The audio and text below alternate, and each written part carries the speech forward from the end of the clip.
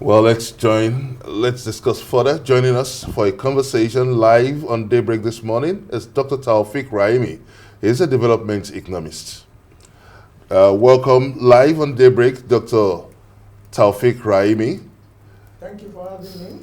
Okay, let's start from the reforms that have been highlighted so far. The Minister of Education says the federal government will be concentrating more on domestic sourcing of revenue, but it did not foreclose that if there is a need to go to seek external source, that they would. But what does concentrating and focusing on domestic sources of revenue mean for Nigeria as of today?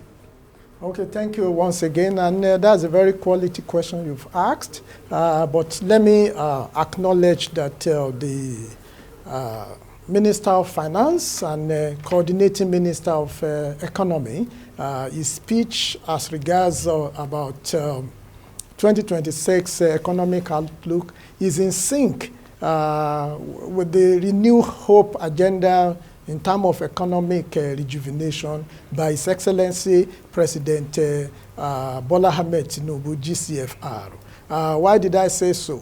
You will recall that as far back as even within the manifesto of the President, back in 2022, October, when he launched the Renew Hope agenda manifesto, he had highlighted what his focus will be. One of it will be job creation, food sufficiency, employment, and all these have been continuously pursued with vision and focus. The Minister of Finance had highlighted a number of economic reforms that the current administration had undertaken. And I think these have been debated or these have been reviewed in the last 2 years. And I believe that we should just acknowledge those reforms were difficult, but they were necessary.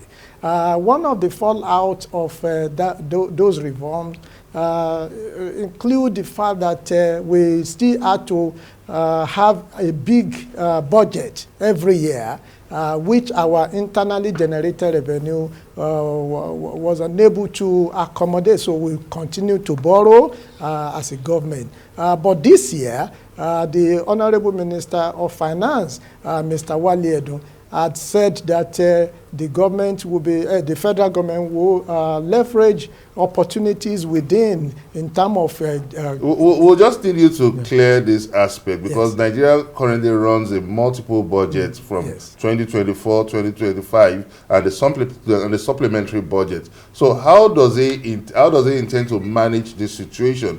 Depending on domestic resources, when our debt service ratio is 68%. Okay, look, part of the strategies I believe the government want to adopt is the new tax law that has come into effect. It's believed that this new tax law will generate additional revenue for the government beyond what it has always been. Of course, the poor will not be taxed within this new tax regime, so more revenue will come from that stream. I also highlight that from what we have seen in terms of facts and evidence so far, there will be more investment. The federal government is hoping to have more foreign direct investment into Nigeria. So when you have such foreign direct investment, it then means that it will augment whatever internally generated revenue we have. I also believe that there will be more activity, revenue generation from other sectors like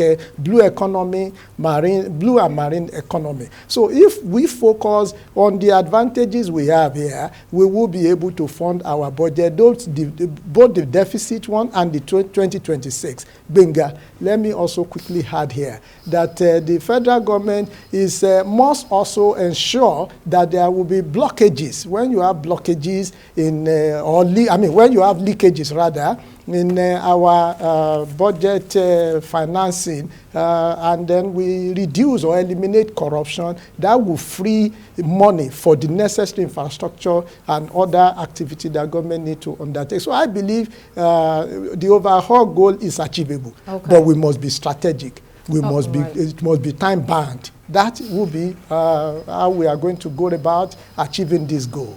Okay, there are paper declarations and there is reality.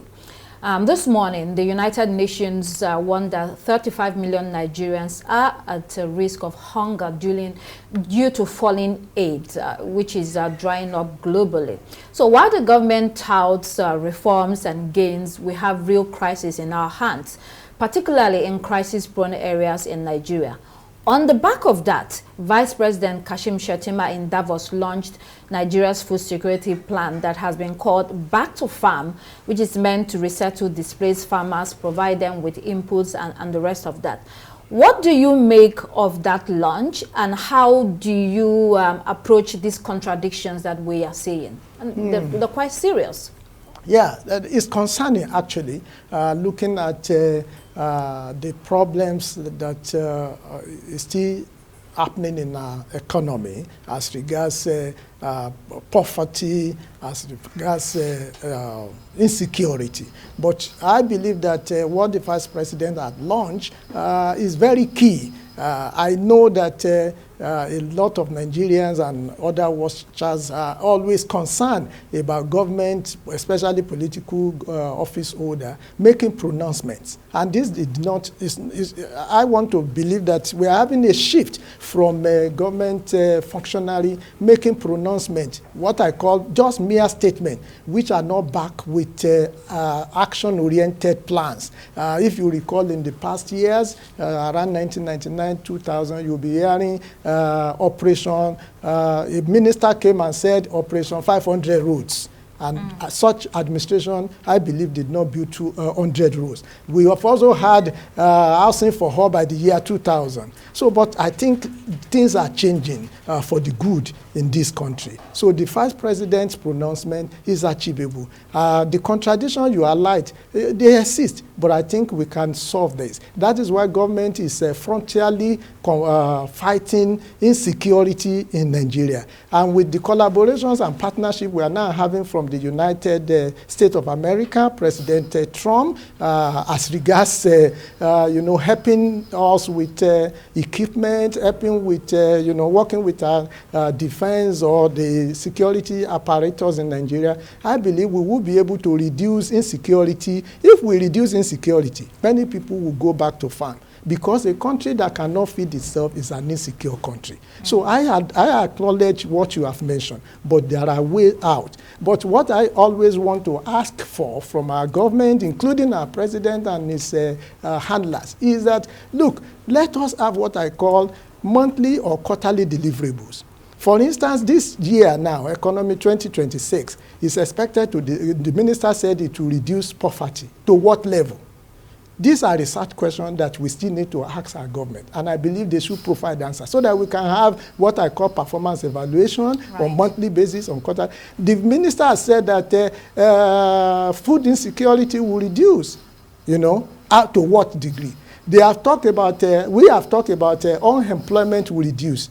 To what degree? How many new jobs will be created? So these are the measurable standards that our government, especially because the president means well, he wants this thing to be done, but I still believe we still need to have a functionary coming to tell us. Just a few days ago on one of your programs, an executive director of a Federal Housing Authority was being interviewed. And one of the very intelligent questions your colleagues asked him was that, how many housing will be delivered this year? And such executive director said, that is not really important. To me, that is the most important, because everything has to dovetail to bottom line, figures. So it is not just that we must move away from a talk show to actionable. And that is why I've always advocated, and I believe our president is doing that since he came to on the shadow. And that's why we have Ajia Bala Usman being the coordinator of performance evaluation. So it's possible to reduce food insecurity by frontally combating insecurity, banditry, Boko Haram, resettling people back to their bases for farming. And also the 2,000 tractors that came last year, we must deploy them if we have not. We should get more even this year. Okay, Doctor. Let me step in here so we don't get taken away by the conversation. You spoke a lot about some of the initiatives that the government has spoken about in terms of housing and many other things, which brings me to my question, because recently the government has been talking about repositioning Polytechnics. This is a conversation that we had yesterday as skills and innovation hubs. How will this translate into economic gains?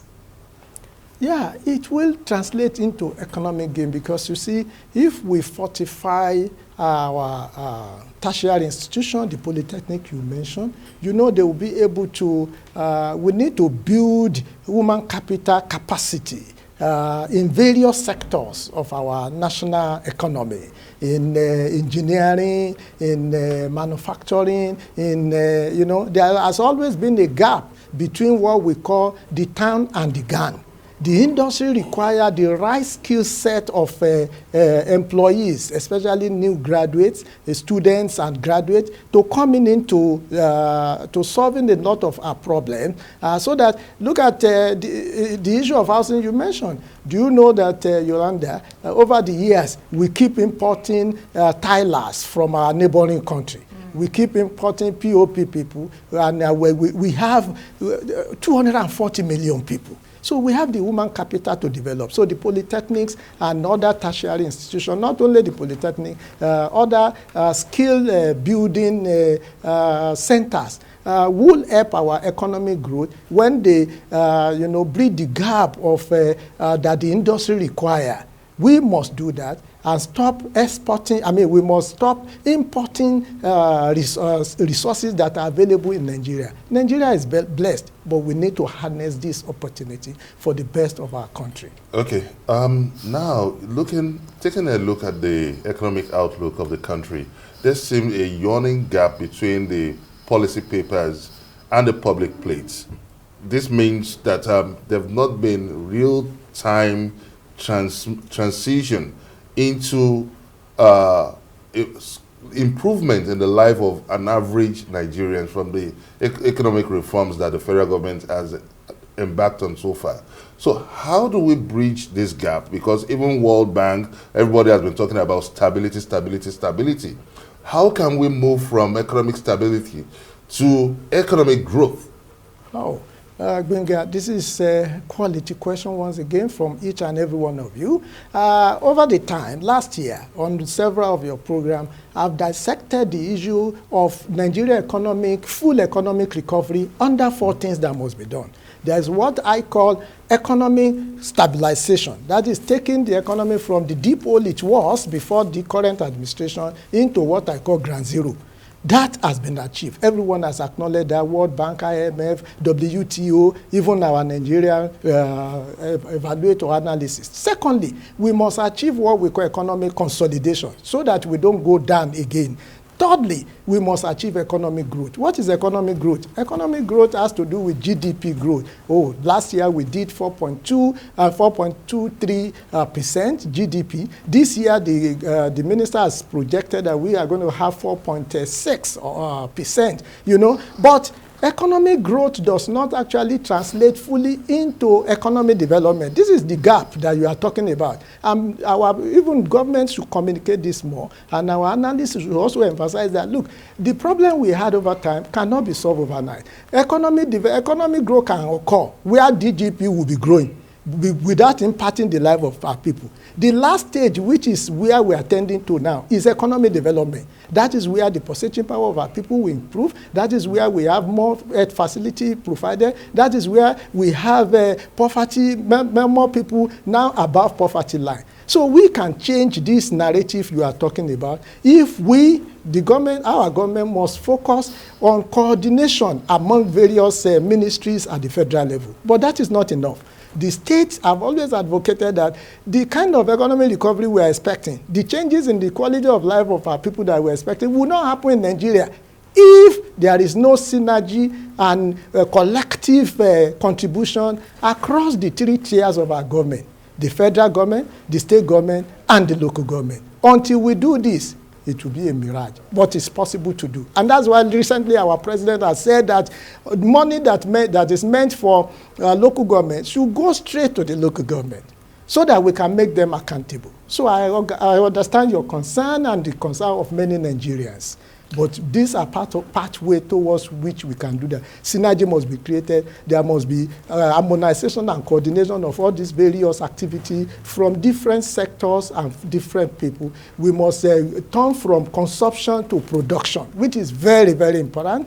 We must empower our manufacturing sector to produce what we need largely. We must not be import dependent. Rather, Nigeria is fast blessed across the state, 36 states plus FCT. Right. So I believe we can achieve this, and we can discuss even far more of the strategy that our government and even citizens can do to be able to translate statements into action. This is what we need 2026 and beyond. Okay, very quickly, you speak of coordination, changing the narrative of synergy, but as we reflect over all of that, debt servicing consumes a growing share of Nigeria's revenue, thereby constraining the government from making investments in sectors and in areas where it matters most and affects the real lives of people. What's your reaction to that? Yes, because we have still been unable to raise enough revenue by ourselves, we still need to service debt. This debt that we are servicing, as you are aware, are historic debt largely. Our president defrayed a number of them last year. So how can we... historic debt, but we are still borrowing. Oh, we are still borrowing. No organization, even companies do borrow. But the important thing is that when you borrow for what?